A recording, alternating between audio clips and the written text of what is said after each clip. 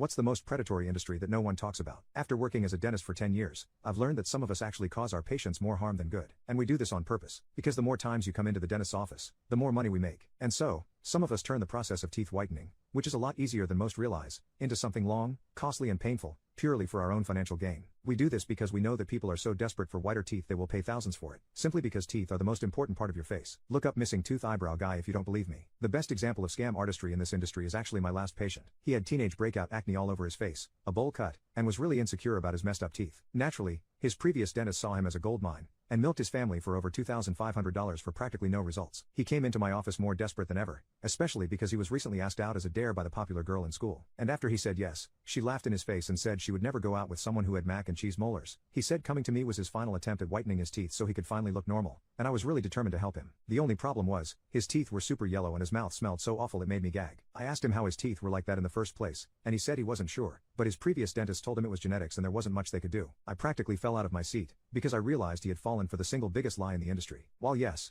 genetics can affect how yellow your teeth are, turning them pearly white is still incredibly easy despite it. After I told him this, he looked like someone just shattered his entire perception of reality. He asked me how he could get white teeth naturally despite his bad genetics, and my answer to him was the one that dentists avoid giving at all costs. When he heard it, he did a double take and fully refused to believe me, but after I broke it down scientifically he was sold. You see, all I told him was that he needed to brush his teeth with toothpaste that don't have harsh chemicals in them. Brands like Sensodyne and Colgate, which everybody uses for some reason, have parabens and hydrated silica. Parabens disrupt hormone function by mimicking the hormone estrogen, which may lead to breast cancer and reproductive issues. As for hydrated silica, it damages tooth enamel, and using it to brush your teeth is like using sand to clean glass. So instead of cleaning your teeth, you're actually causing severe damage to not only your teeth, but your reproductive organs too. Just changing to a natural toothpaste with better ingredients would be more effective for him since the standard brands weren't working. Lately, I've only been giving my patients ORL toothpaste because it has xylitol, which reduces the risk of tooth decay by eliminating the bacteria that causes the decay, and avoids all harsh chemicals, including parabens and hydrated silica. It also has the best taste, which makes it easier for my patients not to go back to their usual sweet toothpaste. But honestly, any toothpaste without harsh chemicals works. You just have to do the research first to make sure it's actually safe for you. My patient tried arguing with me when he saw that the toothpaste costs almost $30, saying that I was trying to scam him too.